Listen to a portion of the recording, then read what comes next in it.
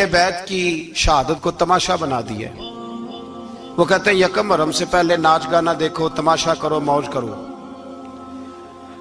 10 یکم محرم سے 10 محرم تک بس مسلمان ہو جاؤ اور چوک میں کھڑے ہو کے امام حسین کی شہادت کا تماشا بناؤ۔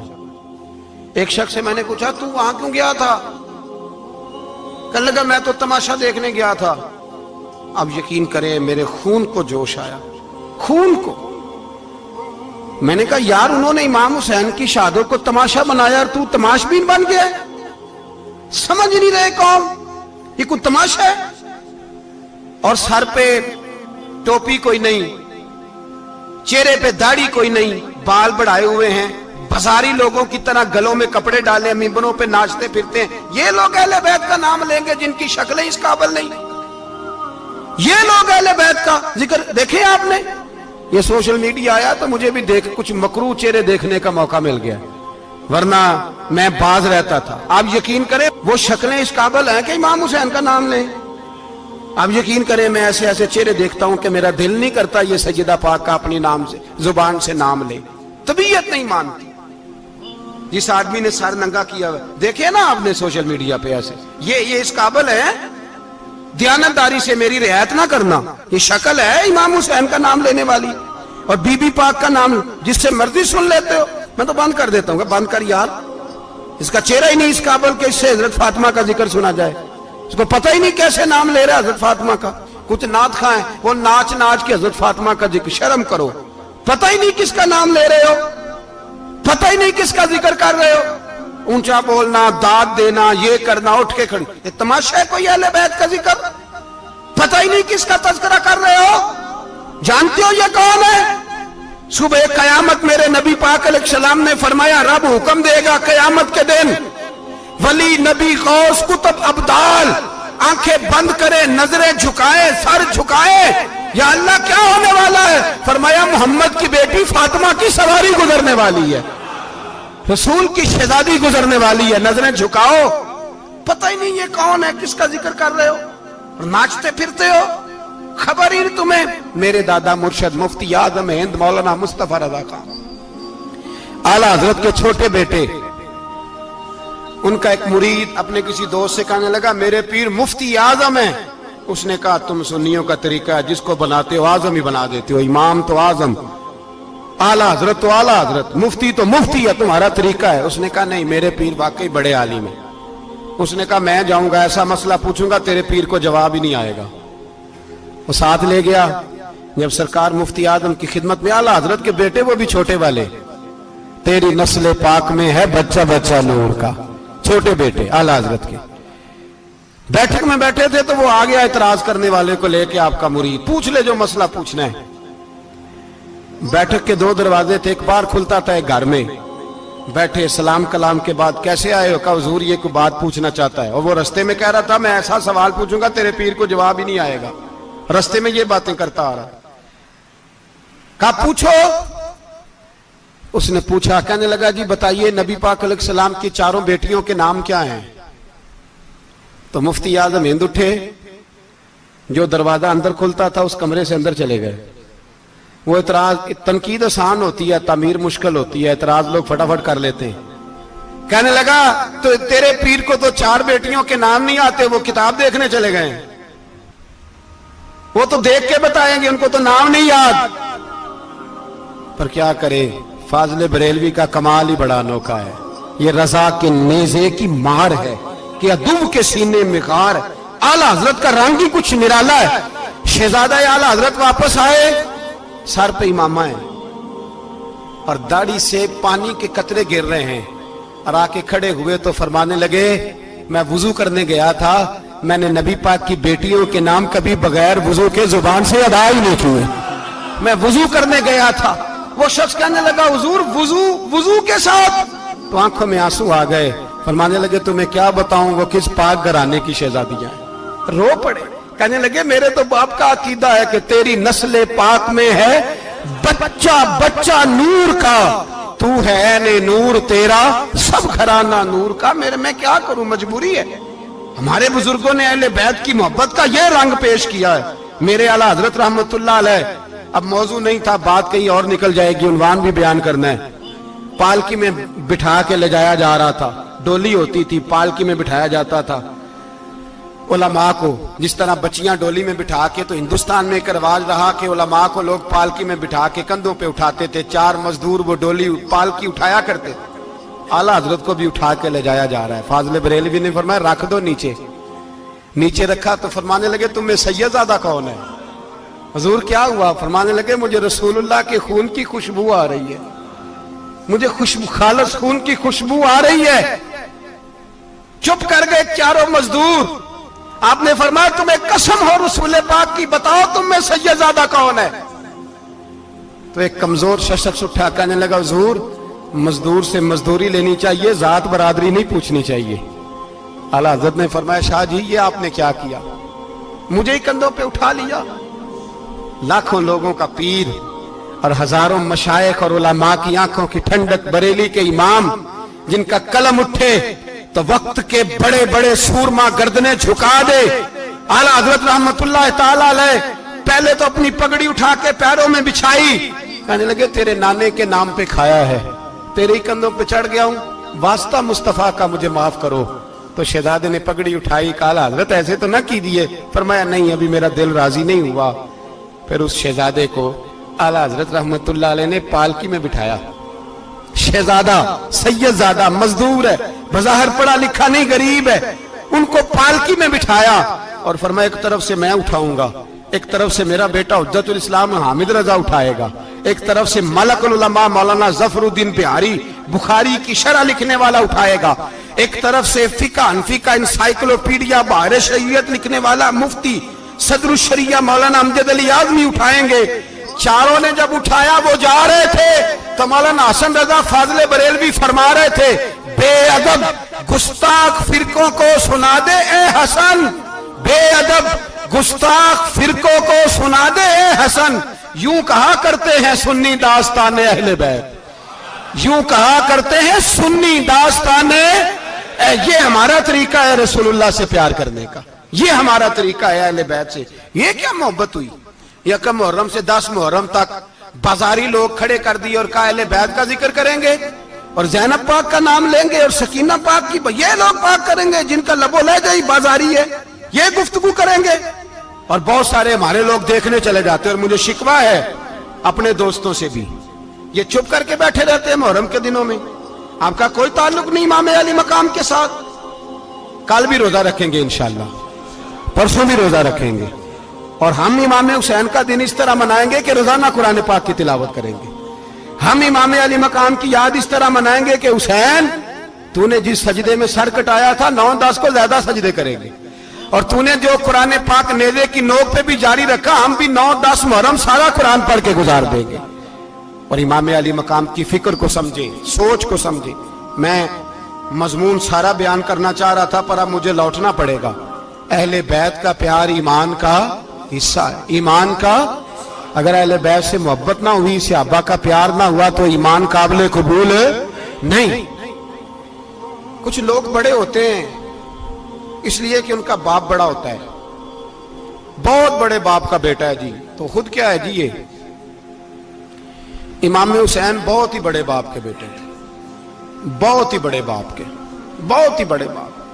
مولا علی شیر خدا رضی اللہ تعالی, واقعی حضرت علی جیسا شیر کوئی نہیں ہے, ہی کوئی نہیں, آئے گا ہی کوئی نہیں, ہو ہی نہیں سکتا, سوال ہی نہیں پیدا ہوتا. علی بہرحال علی ہے, علی بہرحال کوئی جوڑ نہیں حضرت علی کا, کوئی ساتھ نہیں. میرے رسول پاک نے فرمایا یہاں بھی میرا بھائی ہے وہاں بھی میرا بھائی ہے. حضرت علی کا کوئی مقابلہ کر سکتا؟ اتنے بڑے باپ کا بیٹا.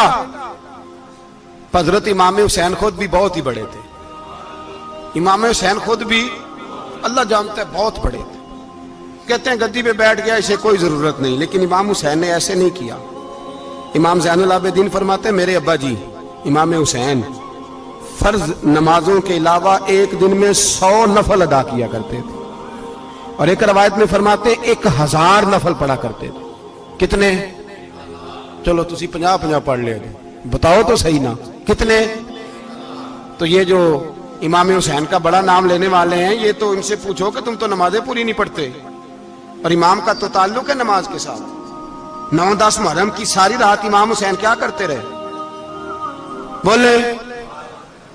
یہاں لوگ دیگیں کھاتے رہتے ہیں 9-10 کی رات, چرگے کھاتے رہتے ہیں, ساری رات گوشت کھا کے گزار دیتے ہیں. امام حسین رضی اللہ تعالیٰ عنہ, بھائی اللہ تو مانا ہوا تھا, حسین پہ سب سے زیادہ راضی تھا میرا رب, لیکن امام علی مقام نے 9-10 کی ساری رات کا اللہ مجھ سے راضی ہو جا, اللہ مجھ سے راضی ہو جا, اللہ مجھ پہ رضا نازل کر دے. ساری رات کربلا کی ریت پہ آنسو بہا بہا کے ساری رات سجدے میں گزار دی. تو تماشا کر کے سو جاتا ہے اور کہتا ہے میں بڑا حسینی ہوں. امام علی مقام بہت بڑے تھے, عبادت گزار تھے, ریاضت بڑی کرتے تھے. امام حسین کے گھر کا کعبہ تھا, اپنا تھا. جو شے قریب ہوتی ہے اس کی قدر نہیں ہوتی. سعودی عرب میں بہت سارے لوگ ابھی بھی رہتے ہیں جنہوں نے حج نہیں کیا, کہتے ہیں ادھر یہ چلے جائیں. ہمارے بہت سارے پاکستانی جن کی ڈیوٹیاں مکے میں لگ گئی ہیں, وہ کبھی ہمیں وہاں ملنے آئے تو ہم کہتے ہیں جناب آپ آتے نہیں, کہتے ہیں آتے ہیں کبھی کبھی. ان کو حرم شریف کی وہ قدر. لیکن امام حسین علی مقام کا کردار یہ تھا کہ مدینے سے, دونوں بھائی مدینے سے پیدل جایا کرتے تھے مکے کا حج کرنے. کس طرح؟ انہوں نے یہ نہیں کہا ہمیں ریاضت کی ضرورت نہیں, عبادت کی ضرورت نہیں, ہم تو حضور کا خون ہے بخشے بخشائیں. پیدل مدینے سے دونوں شہزادے, اور اس طرح پیدل جاتے تھے. ایک دفعہ نہیں, 2 دفعہ نہیں, 25 حج دونوں نے پیدل مکے جا کے ادا فرمایا. 25 حج. تجھے کبھی توفیق ہی نہیں ہوئی, تو جہاز پہ جانا بھی پسند نہیں کرتا, تو خیال ہی نہیں کرتا کہ کتنی قدر ہے اللہ کے گھر کی. 25 حج. اور سخاوت کا یہ حال تھا, سخاوت کا, کہ امام زین العابدین فرماتے ہیں 1,00,000 دینار سویرے آیا.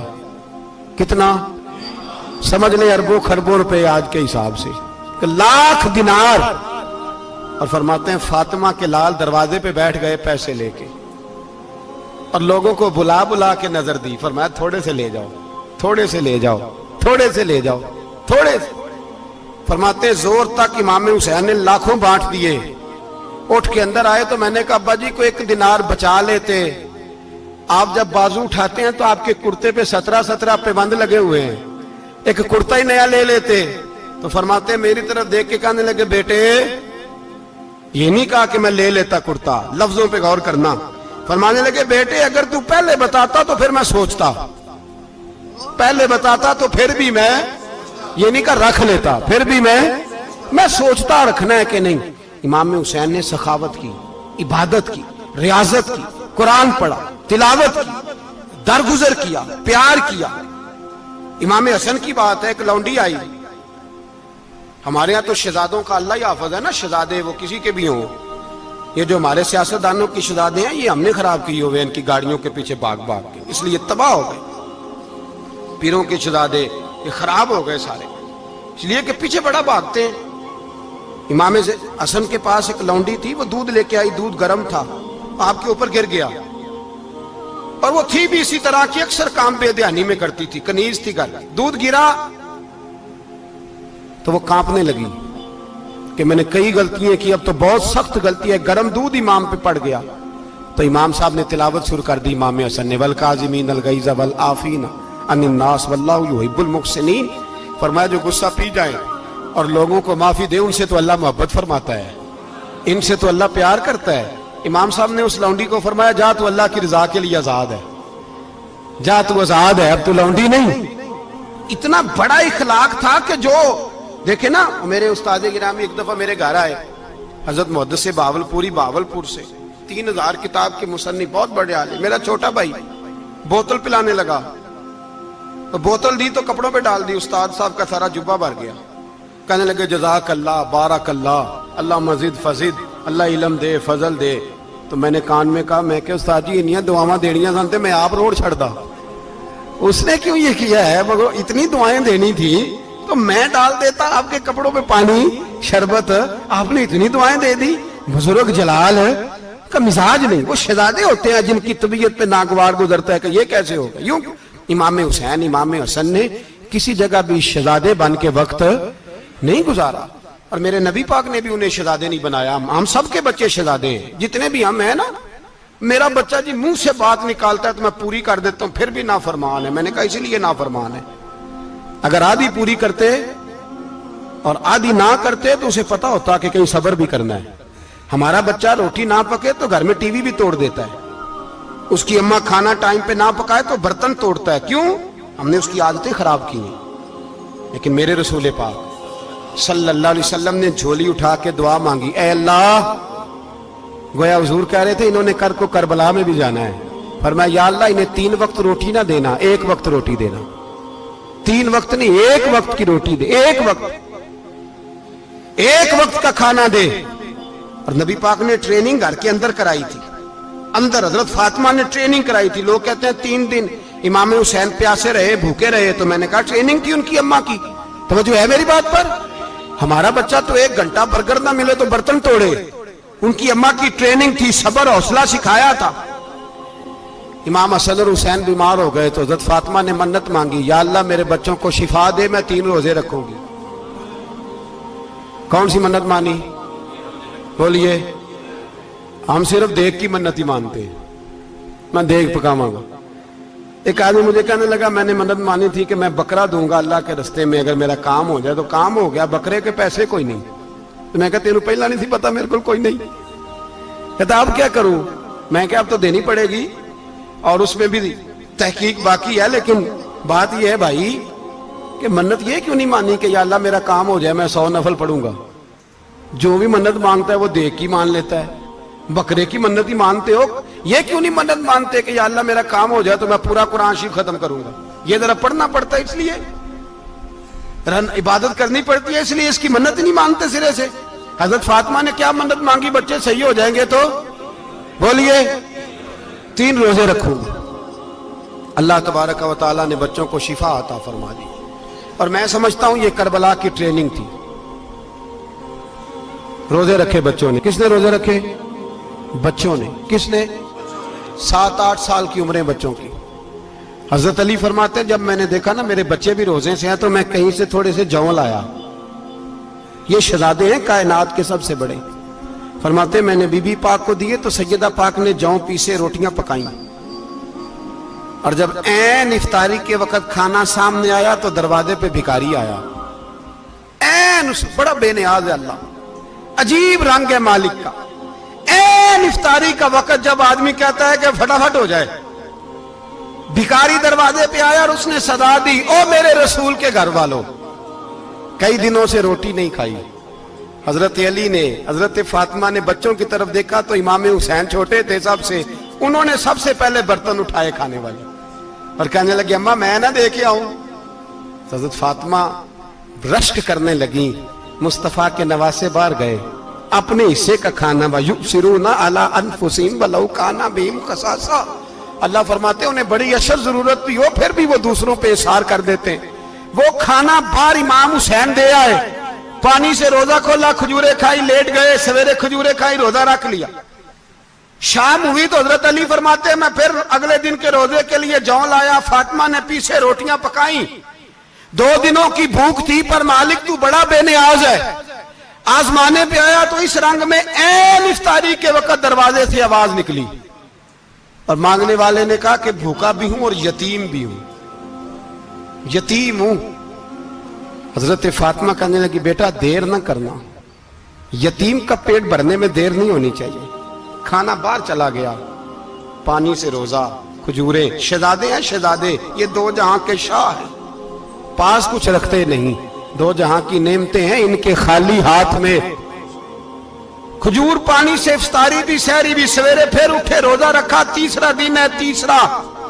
ذرا دل پہ ہاتھ رکھنا، بچہ ایک رات بھوکا ہو تو اماں سوتی نہیں، اور میں کہا کرتا ہوں اماں فالج والی ہو نا، فالج والی ماں، فالج زدہ، تو آدھی رات کو اس کا بیٹا جوان کہے تھوڑی بھوک لگی ہوئی تھی، تو اماں کو رینگنا بھی پڑے تو وہ رینگ کے بھی جاتی ہے، روٹی پکاتی ہے، کہتے ہیں میرا لال بھوکا نہ سو جائے۔ اور مصطفیٰ کی بیٹی سے زیادہ بچوں سے کون پیار کر سکتا ہے؟ اور 3 دن کے بھوکے بچے، تیسرا دن آیا، بڑے حوصلے سے بی بی کہہ دیتی ہے چھوڑو ان کا تو کام ہے، یہ تو آتے رہتے ہیں، میرے بچے بھوکے تم پہلے روٹی کھاؤ۔ لیکن میرے بھائی کربلا ایسے نہیں سجتی، یہ جو برگر کھا کے ناراض ہونے والے بچے ہوتے ہیں، یہ میدانوں میں نہیں نکل پاتے، ان کے لیے مشکل ہوتا ہے۔ حضرت فاطمہ نے، حضرت علی نے ڈیوٹی کی، ڈیوٹی اپنے بچوں کو تیار کیا کربلا کے لیے۔ تیسرے دن جب رکھا صاحب نے کھانا تو باہر سے بولنے والا بولا، کہا میں مسکین ہوں، لاچار ہوں، گھر بھی کوئی نہیں، کھانا بھی کوئی نہیں۔ امام حسین پھر اٹھے، تیسرے دن کا بھی کھانا دے دیا۔ حضرت علی فرماتے میں بچے پکڑ کے مسجد لے کے گیا، کہیں بھوک سے میرے لال گر نہ جائیں۔ کہتے ہیں ہامتے کامتے تینوں شہزادے مسجد میں داخل جو ہوئے تو بس ہماری قیمت پڑ گئی، مول پڑ گیا ہمارا۔ کہتے ہیں مسجد میں قدم رکھا تو ایسے لگا جیسے نبی پاک ہمارا انتظار کر رہے ہیں۔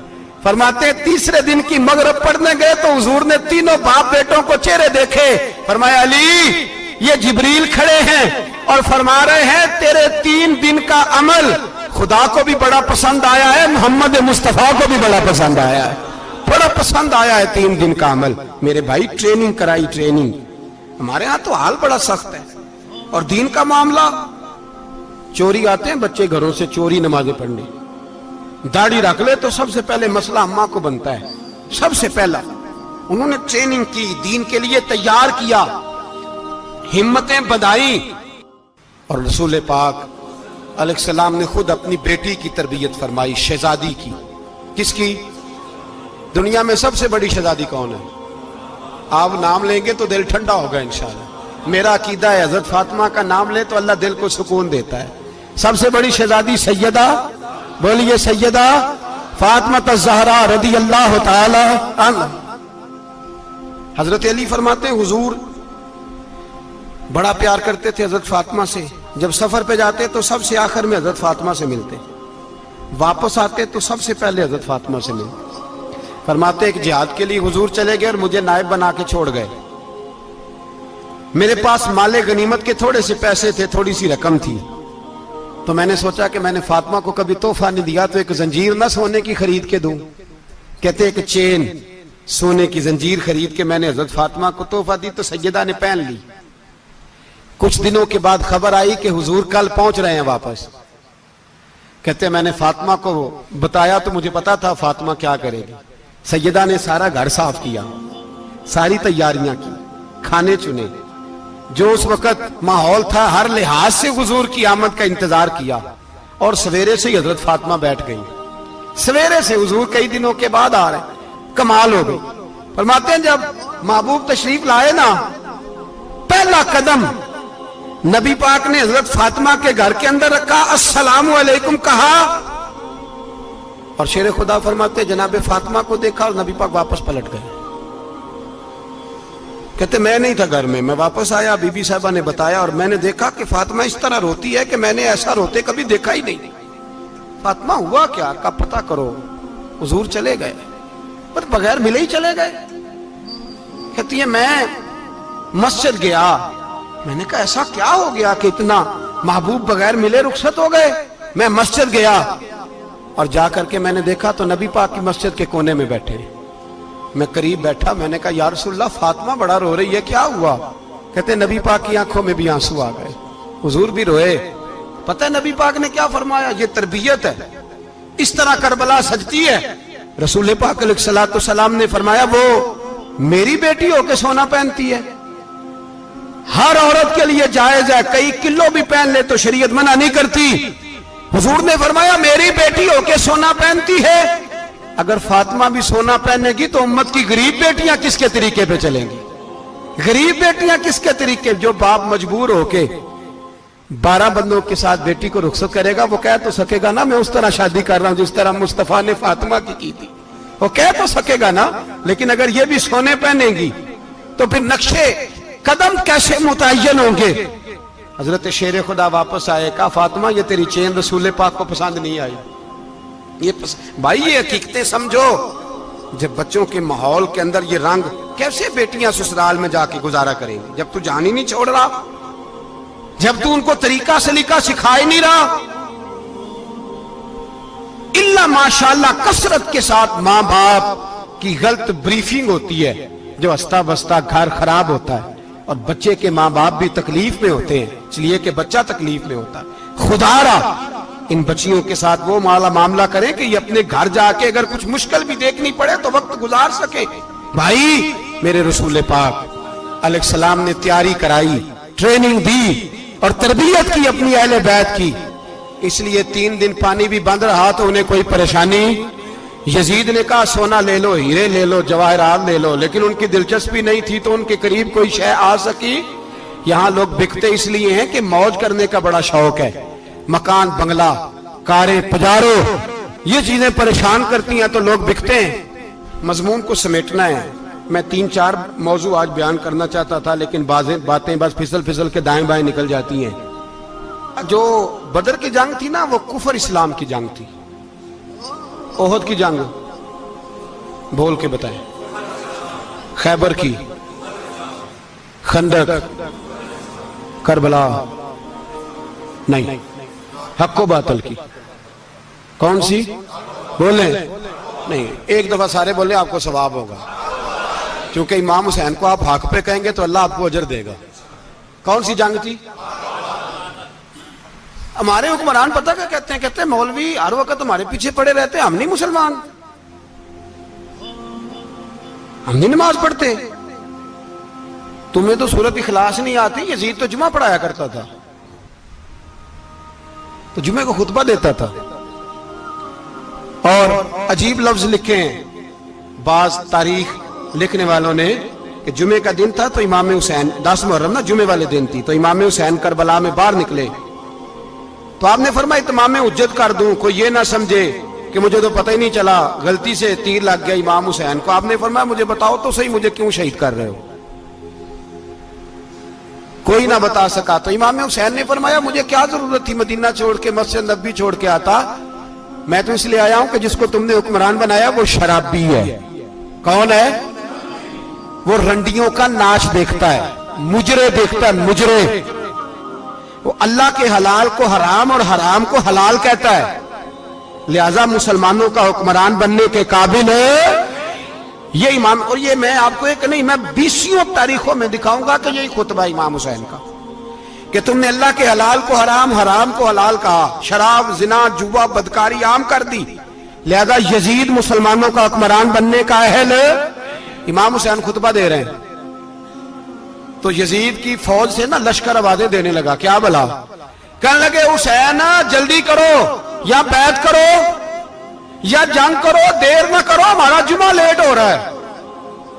بلے ہو نمازیو، ہمارا جمعہ لیٹ ہو رہا ہے. جمعہ حسین کو شہید کریں گے، گردن کاٹیں گے، پھر جمعہ پڑھیں گے، نماز پڑھیں گے اور نماز میں کہیں گے اللہم صلی علی محمد وعلی. یہ نمازی ہیں. اہل بیت کی گردن پہ چھری چلائیں گے، پھر نماز پڑھیں گے اور کہیں گے اللہم صلی علی محمد وعلی. بلے ہو نمازیو. علامہ ہزاروی کہا کرتے تھے بلے ہو نمازیو. کیسے نمازی ہو کہ اہل بیت کی گردن پہ چھری اور ساتھ ہی اللہم صلی علی محمد وعلی؟ یہ کیسے نمازی ہو؟ یہ آج پوری دنیا کا حکمران اللہ ماشاءاللہ اسی طرح کا نمازی ہے. وہ کہتا میری فوٹو دیکھی نہیں، میں نے عید پڑھی ہے مسجد میں، دیکھا نہیں فوٹو لگی ہوئی تھی، میں نے بھی عید پڑھی ہے، جمعہ پڑھا نہیں میں نے. میرا بھی ابا فوت ہو جائے تو جنازہ پڑھتا ہوں، مولوی مجھے مسلمان کیوں نہیں مانتا؟ میں نے کہا یزید کو کیوں نہیں امام حسین نے مسلمان مانا؟ وہ تو دمشق کی جامع مسجد کا خطیب تھا. امام حسین نے سبق دیا ہے، سبق کہ زانی شرابی کو حکمران بنایا جا سکتا. پر میں کیا کروں، کلیجہ پھٹتا ہے، روح کانپتی ہے، دل تڑپتا ہے. مجھے ایسے لگتا ہے کہ جب میری ملت کا جوان اپنے موبائل پہ مجرا دیکھتا ہے نا، گندا مجرا، تو مجھے لگتا ہے 6 مہینے کا حضرت علی اصغر کا مزار کانپنے لگتا ہے کہ یا اللہ جس کام کے خلاف میں نے 6 مہینے کی جان قربان کی، میرے ماننے والے وہ کام کر رہے ہیں، میرے ماننے والے. اور جب مہندی کی رسم پہ شراب کی بوتلیں چلتی ہیں اور حاجی صاحب کہتے ہیں مجھے نہیں پتا منڈے کنڈے کیا کر رہے تھے، تو مجھے لگتا ہے حضرت عباس کے کٹے ہوئے بازوؤں میں پھر سے درد شروع ہو جاتا ہے. اور وہ کہتے ہیں میں نے جس کام کے خلاف بازو کٹوا دیے، میرے ماننے والے وہ کام کر رہے ہیں. اور جب بدکاروں بے حیاؤں کے نعرے لگاتی ہے قوم تو پھر جنگل سے صدا آتی ہے امام حسین کی. پھر حسین کہتے ہیں کہ نہیں، ابھی کربلا ختم تو نہیں ہوئی، حسین ابھی کربلا میں، حسین ابھی بھی جب اور یہ میں سب کی بات کر رہا ہوں، پاکستانیوں کی نہیں، صرف سارے حکمران، بہت سارے جو اسلام کا دعویٰ کرتے ہیں، وہ جب جہاز سے اتر کے دوسرے ملک میں جاتے ہیں تو جبے کے نیچے سے پینٹیں نکال لیتے ہیں. انہوں نے بھی مذہب کو رنگ دار بنا لیا ہے، کبھی رنگ اور ہوتا ہے کبھی اور ہوتا ہے. خدا را امام حسین کو تڑپاؤ نہ، خدا را شرابیوں کو ووٹ دے کے، ظالموں کو ووٹ دے کے، اور یہ سارے ہی ایسے، میں کسی ایک کی بس، سارے ہی ایسے. یزید نے بھی کتا رکھا ہوا تھا، اس کے بھی سانس ہویا کرتا تھا، آپ کے بھی کئی سیاستدانوں نے پالے ہوئے. یہ سارے تماشے کرنے والے، جانوروں کی لڑائی دیکھنا بھی حرام اور کرانا بھی، یہ سارے ایک ہی رستے میں، یہ سارے ایاک نعبد و ایاک نستعین کوئی ایک آیت پڑھ لیتا ہے، اس کے بعد ڈھول بجانے، عورتوں کے ناچ کرانے شروع کر دیتا ہے. یہ ایاک نعبد و ایاک نستعین کا ترجمہ ہے، تماشا بنایا ہوا ہے. اور وہ جن کا بڑا دعویٰ ہے کہ ہم نے بڑی مسجدیں بنائی ہیں، اتنی رسوائی کے بعد بھی انہیں شرم نہیں آئی کہ کتنے رسوا ہو گئے. ابھی خیال کریں، ہمارے ملک میں تو ایسے ٹاؤن بنے ہوئے ہیں جنہوں نے سب سے بڑی مسجد بھی لاہور میں بنا دی، اور کچھ دنوں کے بعد انہوں نے کہا جشن بہاراں بھی بناؤ، پتنگ بازی بھی کرو، سارے کام ہی کرو، راضی رہے رحمان بھی، خوش رہے شیطان بھی. معاذ اللہ. امام حسین نے اس سوچ کے خلاف جہاد کیا ہے، فرمایا نا لا الہ الا، دوسرے کی گنجائش ہے نا، شرابی کی گنجائش ہے، اس لیے کہ لا الہ الا، مسجد ہوگی تو پھر کلب نہیں ہوگا، لا الہ الا اللہ. اگر اللہ کا نام ہوگا تو پھر بدکار بے حیا کی گنجائش ہے، اس لیے کہ لا الہ الا اللہ، وحدہ لا شریک، دین میں کسی گند کی گنجائش ہے ہی نہیں. یہ فکر ہے امام حسین، یہ سوچ ہے. ہمارا حکمران کہتا ہے مولوی صاحب نماز پڑھنے سے کس نے روکا ہے، سارا دن پڑھو. ہم بھی مسجد بنا کے دیتے ہیں، ہماری طرف سے 5 کلے زمین میں بناؤ، ہمیں نہ چھیڑو. شراب کباب بند نہ کراؤ. آپ دیکھ لیں دبئی کے اندر کیا ہو رہا ہے، شیخ زید اسلامک سینٹر بنا، اتنی بڑی مسجد دیکھنے کو دل کرتا ہے، لیکن چند کلومیٹر پہ کلب بھی بنا ہوا ہے، سارے تماشے. بس امام حسین نے کہا ہے کہ مسجدیں بنے گی، کلب نہیں بنیں گے. یزید کہتا تھا مسجد بھی بناؤ اور شراب خانہ بھی بناؤ. امام حسین نے فرمایا نہ، شراب خانہ نہیں بننے دوں گا. اس نے کہا ٹھیک ہے، نماز کے وقت نماز اور صبح یہ. فرمایا نا لا الہ الا اللہ. اور کس طرح کا امام حسین نے، آپ نے فرمایا خودی کا سر نہاں. اقبال ترجمہ کرتے ہیں خودی کا سر نہاں لا الہ الا اللہ، خودی کا تیغ فساں لا الہ الا اللہ. اگرچہ بت ہیں جماعت کی آستینوں میں، پر مجھے ہے حکم ازاں لا الہ الا اللہ. اور بہار ہو کے خزاں لا الہ الا اللہ. اور پھر بول پڑے اقبال اور کہنے لگے اگر یہ دور اپنے ابراہیم کی تلاش میں ہے، یہ دور اپنے ابراہیم کی تلاش میں، کیونکہ صنم کدا ہے جہاں لا الہ الا اللہ. اور اس کا ترجمہ انہوں نے کہا تھا نا، یہ دور اپنے ابراہیم کی. ہمارے شہر کے بزرگ تھے شیخ عبدالصبور بیگ منشور ہزاروی علیہ رحمہ، انہوں نے ترجمہ کیا. وہ کہنے لگے اس شاہ مشرقین کی، اس نور عین کی. مجھے حضرت صاحب کا یہ شعر بڑا ہی پسند ہے، بڑا ہی پسند ہے مجھے، ان کا یہ مصرع بڑا ہی پسند ہے. اور میں ان کی قبر پہ جب ان کے انتقال کے بعد آگے بڑھا فاتحہ کے لیے، تو پھر بھی میرے کانوں میں ان کا یہ فکرہ گونج رہا تھا. وہ کہا کرتے تھے اس شاہ مشرقین کی، اس نور عین کی، مطلوب ہے جہاں کو قیادت حسین کی. ہر سو یزیدیوں کا زمانے میں زور ہے، ہر سو یزیدیوں کا. دیکھو بزرگ کیا کہتے ہیں، ہر سو یزیدیوں کا. ایک یزید تھا نا، ہر سو یزیدیوں کا، اس شاہ مشرقین کی، اس نور عین کی، مطلوب ہے جہاں کو قیادت حسین کی. ہر سو یزیدیوں کا زمانے میں زور ہے، منشور آج پھر ہے ضرورت حسین کی. میرے بھائی امام حسین، اب پتہ کیا کریں، ایک معروف نعرہ ہے، امام حسین تو زندہ باد ہے، اور انشاءاللہ وہ پہلے بھی زندہ باد تھے، قیامت تک کی زندہ باد ہے. حسین ہی تو زندہ باد ہے. آپ کو سچی بات بتاؤں، حسین ہی تو. اور قیامت میں جب کسی نے اٹھنا ہوگا نا، اٹھنا، آپ یقین کریں جب کمر جھکنے لگتی ہے امام حسین کا نام سامنے آ جائے تو سیدھی کھڑی ہو جاتی ہے. حسین تو علامت ہے کھڑے ہونے کی. اور دنیا میں قتیل اس سا منافق نہیں کوئی جو ظلم تو سہتا ہے بغاوت نہیں کرتا. یہ امام حسین نے ہمیں بتلایا ہے کہ وہ منافق بے ایمان ہے جو ظلم سہے اور چپ کرے, یزیدی کے خلاف کھڑا نہ ہو. اس لیے ہم کہتے ہم سے نہ رقم ہوں گے قصیدے یزید کے, ہم لوگ تو حسین کے سیرت نگار ہیں. یہ کیسے زندہ باد, یہ نعرہ ضروری ہے. مرد آباد, اس نعرے کی ضرورت ہے, اس نعرے کی. حسین تو زندہ باد ہے لیکن حسینیت زندہ باد. اور مرد آباد کیا ہے؟ اس لیے کہ یزیدیت بھی مری نہیں, یزید مرا پر یزیدیت وہ سسکتی ہے, دم توڑتی ہے, پر کسی نہ کسی رنگ میں, کسی نہ کسی کی شکل میں اٹھ کھڑی ہوتی ہے. اسی لیے اقبال نے کہا ستیزہ کار رہا ہے ازل سے تا امروز, چراغ مصطفی سے شرار بو لہبی. اس نے کہا ہر جگہ کہیں نہ کہیں حضور علیہ السلام کی روشنی سے کوئی نہ کوئی لڑنے کی. کھڑے کرو اپنے آپ کو. کیوں ظالموں کی مدد کرتے ہو؟ کیوں بے ایمانوں کے سپورٹر بنتے ہو؟ کیوں ان لوگوں کے نعرے لگاتے ہو جو یزیدی ہیں؟ حسینی بنو, حسینی بن کے زندہ رہو. کوئی کھا نہیں جائے گا, کوئی کھا نہیں جائے گا. یزید مر جایا کرتے ہیں اور حسینیت آج بھی زندہ ہے اور قیامت تک زندہ رہے گی. جو شرابی ہے, زانی ہے, بدکار ہے, اگر تو آپ کی تبلیغ پہ باز آ جائے تو ٹھیک, ورنہ آپ کا اس کے ساتھ دوستانہ رکھنا بھی حرام ہے. کیا فتویٰ دیا میں نے؟ حرام ہے, حرام. اگر آپ کا دوستانہ ہے تو پھر 9-10 محرم کو دیگ نہ پکانا چاول کی, اس لیے کہ امام حسین کو تیری بریانی کی کوئی ضرورت نہیں. تیری باسمتی اور چھوٹا گوشت سنبھال کے رکھنا گھر میں, کوئی حاجت نہیں. اگر شرابی, کبابی, زانی, بدکار سے دوستانہ ہے, اگر محلے کے غریبوں کو گالی دینے والوں کے ساتھ تیری دوستی ہے تو پھر 10 محرم کو چاول کی دیگ بالکل نہ پکانا. اس لیے کہ یہ کوئی تماشا نہیں کہ دوستی قاتل سے بھی مقتول سے یارانہ بھی, کوئی مطلب نہیں اس بات کا. امام حسین کو ماننا تو پھر ڈٹ کے مانو, مظلوموں کے ساتھ کھڑے ہو جاؤ, غریبوں کے ساتھ کھڑے ہو جاؤ, برما کی بات کرو, برما کے مسلمان کی بات کرو, فلسطین, کشمیر, ان سب کے حق میں مسلمان اس وقت کھڑے ہوں گے جب سوچ حسینی ہو جائے گی, جب نظریہ حسینی ہوگا پھر کھڑے ہوں گے. 10 محرم ضائع نہیں کریں.